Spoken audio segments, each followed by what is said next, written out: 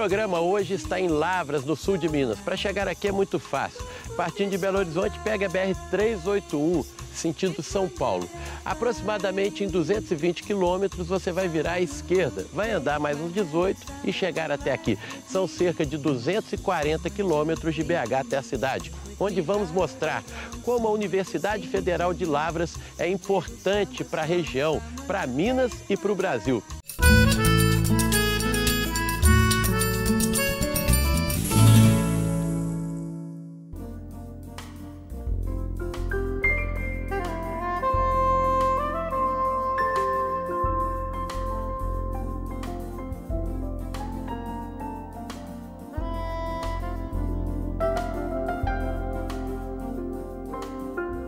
E não tem jeito de vir a Lavras sem falar de um dos seus maiores patrimônios, a UFLA, Universidade Federal de Lavras. E eu tenho a honra de estar aqui com o reitor José Roberto. O senhor tá bom? Beleza. Tranquilo? Para falar da grandeza dessa instituição de ensino que dá orgulho na gente ser brasileiro. Reitor, fala pra gente, resumidamente, a história da UFLA, que é lá do começo do século passado. Sim, essa foi uma instituição fundada em 1908, por uma missão presbiteriana, bem pequenininha naquele momento, mas em 1918 ela já publicou o primeiro livro da cultura de milho desse país. Então já era de vanguarda desde Já era de vanguarda desde o seu início. Em 1963 ela foi federalizada.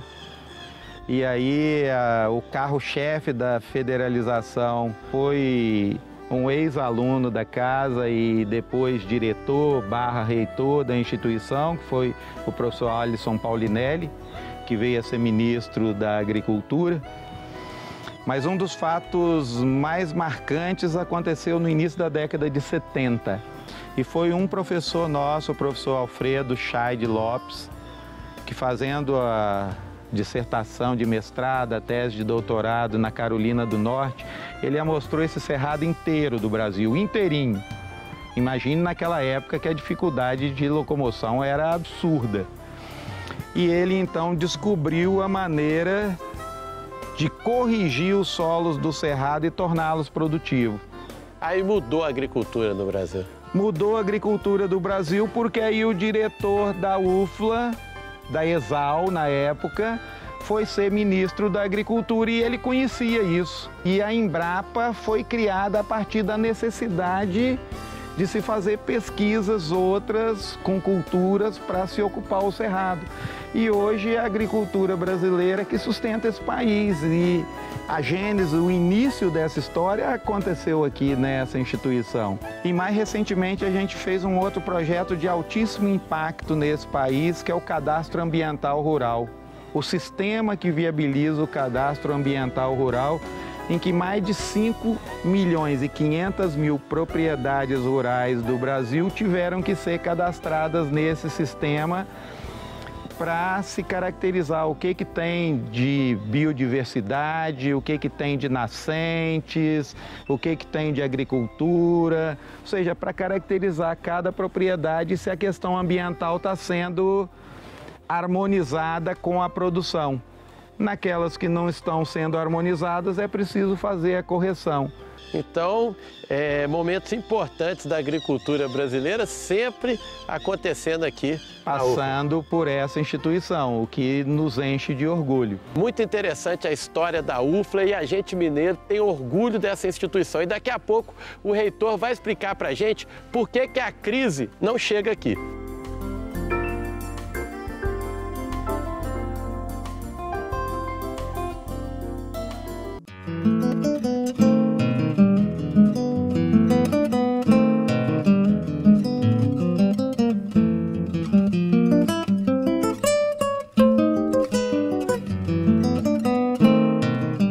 A biodiversidade brasileira ainda apresenta potencialmente muitas espécies para serem descobertas. E uma dessas novidades quis o destino que fosse encontrada dentro do campus da UFLA, um camarão de água doce, descoberto por acaso em 2009 pela então estudante de Ciências Biológicas Rafaela Bastos Pereira, em uma das 15 nascentes existentes no campus. A professora Alessandra vai nos explicar como tudo aconteceu. Oi, Toledo. Nós estamos aqui no local de coleta do crustáceo Hyalela minensis.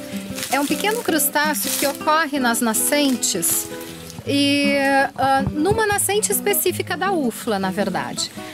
Ele é um crustáceo bem sensível, é um crustáceo bem pequenininho, parece um camarãozinho, ele pode ser chamado até de camarãozinho. Por que ela é uma espécie rara? Essa espécie ela só ocorre neste local. Nós já estudamos outras espécies, nós já vimos que existem outras espécies no Brasil, outras espécies no mundo, inclusive no continente americano. Porém, essa espécie, Hyalela minensis, ela só ocorre aqui, ela só ocorre neste ponto de coleta. Eu estou aqui também com a minha estudante, a Raíssa, que fez a monografia dela e agora é estudante de mestrado. Ela pode falar um pouquinho mais a respeito dos estudos que ela desenvolveu. Sob a orientação da Alessandra, eu obtive todo o conhecimento possível para analisar características da população que vão auxiliar futuramente para a proteção da espécie, como sua reprodução, épocas de crescimento. Então, todos esses dados futuramente vão ajudar na proteção dessa espécie.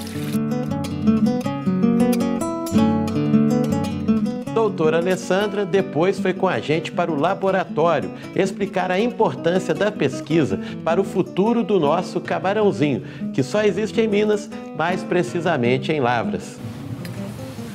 Bem, Toledo, aqui nós estamos no laboratório de carcinologia, onde eu tenho mais alguns exemplares da Hyalela minensis, o camarãozinho que nós vimos lá no campo. E aqui a gente trabalha outros aspectos desses animais, a parte morfológica, a parte reprodutiva. Então aqui a gente tem os equipamentos todos necessários para fazer as outras análises. Então a gente pode, com cuidado, examinar a reprodução desses animais, a gente pode analisar quantos ovos a fêmea produz. A gente pode analisar vários aspectos e principalmente, que foi o ponto inicial da pesquisa, foi a morfologia para descobrir que realmente tratava-se de uma espécie nova.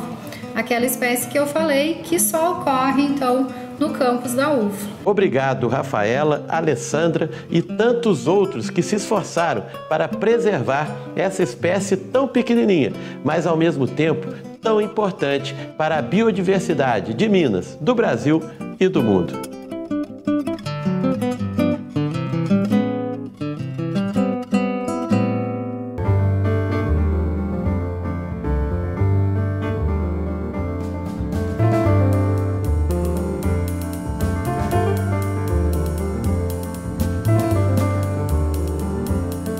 A gente continua conversando com o reitor José Roberto aqui da UFLA e agora eu quero saber, reitor, da grandiosidade dessa instituição, né? Falar dos cursos, da pós-graduação, do mestrado, como é que está isso hoje? Olha, hoje nós somos uma das 3 universidades federais do Brasil que tem o duplo 5. Ela é avaliada com a nota 5, a universidade, a instituição. E só 3 no Brasil tem essa nota casada com a nota 5 do Índice Geral de Cursos. Dos alunos. Dos alunos, que aí é o retrato do desempenho dos alunos da instituição. Mas a UFLA ela tem hoje 30 cursos de graduação, nós temos 5 cursos de graduação à distância e nós temos 58 cursos de pós-graduação. E graças a todos esses cursos, a todo esse empenho, a crise não chega aqui, reitor? A gente bolou um plano que é de fazer uma governança, ou seja, uma eficiência de gestão melhor. A autossustentabilidade. A autossustentabilidade, ou seja, nós dependemos dos recursos do MEC, mas uma das coisas é que nós buscamos recursos em outros ministérios e buscamos também aprovar projetos com a iniciativa privada. Mas o grande pulo do gato nosso foi bolar um plano ambiental. Ambiente significa responsabilidade com a vida e significa economia de recursos. Isso é interessante porque a gente que defende o meio ambiente, muitas pessoas despreparadas falam assim, vocês querem gastar com isso. É justamente o contrário. Quando se investe em meio ambiente, a economia é muito grande. E o reitor vai explicar isso para a gente agora, o que aconteceu aqui. Bom, primeira coisa que essa instituição fez, nós temos 15 nascentes. Então nós começamos a ampliar a revegetação dessas nascentes para aumentar a produção de água. Fizemos barragens e montamos uma estação de tratamento de água. Aí resolvemos montar uma estação de tratamento de esgoto, inodora, sem cheiro. O que a gente consegue só com essas duas ações? Economiza no custeio, ou seja, na manutenção da universidade, 6 milhões de reais por ano. Muito interessante isso. E a gente vê com esse tipo de ação que o Brasil tem jeito. Né, que a gente pode acreditar porque tem muitas universidades, muitas instituições sérias trabalhando para melhorar o país, o campo, a cidade, né, e dando exemplo de gestão. Reitor, muito obrigado, parabéns pelo trabalho. Um grande abraço, Toledo. Então é isso aí, a UFLA, exemplo para o Brasil e orgulho de Minas Gerais.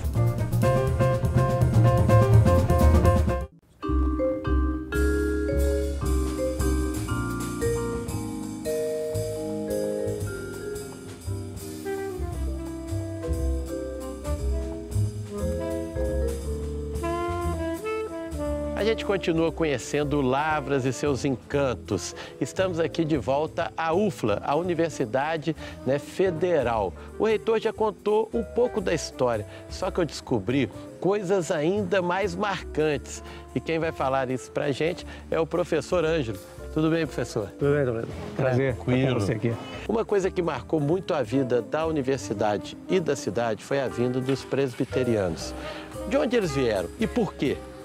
Eles vieram de Campinas, mas no final do século houve uma epidemia lá de febre amarela e eles saíram buscando outros espaços em que houvesse, né, condições de trazer a escola para lá, que chamava Colégio Internacional. Então ele vem para a cidade, fizeram umas 2, 3 visitas e definiram que iam instalar o novo, que era o antigo Colégio Internacional, aqui em Lavras. Essa história é muito bonita, né? A gente já falou com o reitor, tudo que se segue. Agora, teve um momento que tudo poderia acabar, né? Sem dúvida nenhuma. Conta isso pra gente e por que não acabou. No final dos anos 50, já na época já era Instituto Gama, passou por uma crise muito grande, tanto financeira, né, quanto também de inadimplência, de falta de alunos, né? E o próprio Brasil vivia um contexto muito conturbado, né? E então eles, a mantenedora, que era o Gama, resolveu fechar a escola agrícola, que era uma sucursal, né, do Gama. Só que ninguém contava com a situação. Tanto os professores quanto os alunos e os técnicos que aqui trabalhavam resolveram manter a escola, eles resolveram não fechar. E quando veio também um funcionário do MEC para fechar oficialmente a escola, esse funcionário também ele se recusou a fechar, pelo que ele viu de potencial de pesquisa que já tinha aqui, de estudo, da qualidade da formação e também da inserção da cidade, né, da relação da cidade com a escola. Agora, vê se eu estou entendendo. Pararam, falaram assim, não tem mais dinheiro, a escola vai fechar. Alunos e professores falaram, não, nós vamos trabalhar de graça, nós vamos continuar mantendo, e a cidade toda se envolveu para segurar essa onda. Sim, aí os antigos falam que a cidade segurou essa turma toda na caderneta por 2 anos. Olha que legal, gente. Eu tenho caderneta até hoje lá no bairro, né, no Camargo com o Luciano. Então o pessoal toda da cidade se mobilizou, os comerciantes vendiam fiado, anotando, exatamente, esperando o momento que alguém abraçasse essa causa. E o desfecho dessa história também é muito legal. Quando chega em 63, em dezembro de 63, sai no Diário Oficial realmente a federalização. E com todo esse processo, né, eles também, aqueles funcionários que estavam, os professores, né, acabaram, né, com o direito de receber retroativo. Então conta a história que eles foram buscar em Belo Horizonte, né, numa rural, sacos de dinheiro e pagaram o pessoal em cash aqui nessa praça, os 2 anos atrasados. Olha que legal, gente. Olha que história fantástica. Só em Minas Gerais mesmo. É o que fala mesmo. Uma ideia não morre, né? Sem dúvida nenhuma. Ela vive para sempre. Tá ótimo, Ângelo. Muito obrigado. E é isso aí, gente. As histórias em Minas são realmente incríveis e a UFLA tem muita coisa para contar e nós estamos mostrando isso hoje.